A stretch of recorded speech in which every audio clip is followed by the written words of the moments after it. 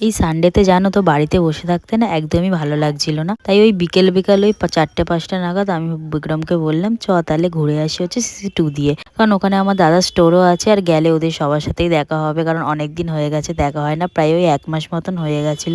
Last ওই দেখা হয়েছিল দীঘাতে গিয়ে। তো যাই হোক তারপর দিয়ে তো আর দেখা হয়নি, সেই জন্য চলে গেলাম। গিয়ে প্রথমেই দেখো এখানে দুষ্টুকু আমি বলেছিলাম যে আয় তাহলে একটু গল্প আড্ডা হবে আর কি, তারপর রাত্রের দিকে বাড়ি চলে যাব। তুমি এখানে দুষ্টু আর আমি একটু ম্যাক্স থেকে ঘুরে গেলাম। সন্ধ্যেবেলা আমরা একসাথে আছি আর চা খাবো না সেটা তো হতেই পারে না। ওখান দিয়ে আমার দাদা খাওয়ালো হচ্ছে চা খেয়ে তারপর আমার দাদাকে বললাম যে চ একটু বাজার কলকাতায় তো সেল দিচ্ছে, সামনেই তো পয়লা বৈশাখ, তাহলে চ একটু বাজার কলকাতা দিয়ে ঘুরে আসি।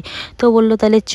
ও টাইম করে একটু গেল, তো আমরা সবাই মিলে বাজার কলকাতা গেলাম। বাজার কলকাতা দিয়ে একটু ঘুরে ঘাড়ে কিছু সামান আমরা কিছুই কিনিনি বলতে পারো। তো ওখান দিয়ে ওরও একটু কিছু দেখার ছিল আমার দিদির মেয়ের জন্য, তো ওখান থেকে দেখে ওর পছন্দ হলো না, তারপর আমরা চলে গেলাম হচ্ছে, অনেকটাই রাত হয়ে গেছিলো। আর বিক্রম বললো যে একেবারে আমরা ডিনার করেই বাড়ি যাব, বাইরে দিয়ে আর কি ডিনার করব। তো আমরা তারপর ওদেরই আশেপাশে একটা রেস্টুরেন্টে গেছিলাম। তো রেস্টুরেন্টে গিয়ে দেখলাম যে ওখানে কোনো কিছু অর্ডার নেবে না, শুধু একমাত্র বিরিয়ানি ছাড়া কিচ্ছু নেই রেস্টুরেন্ট। লাস্ট পর্যন্ত আমাদেরকে বিরিয়ানি খেতে হলো, স্টার্টারেও আমরা কিছুই খেতে পারলাম না। এখানে আমরা 3টে মটন বিরিয়ানি আর 3টে চিকেন বিরিয়ানি অর্ডার করেছিলাম, আর তো অর্ডার করার মতন কিছুই ওদের কাছে অ্যাভেলেবেল ছিল না। তো যাই হোক আজকে আমাদেরকে বিরিয়ানি খেয়ে কাটাতে হলো। Tata bye.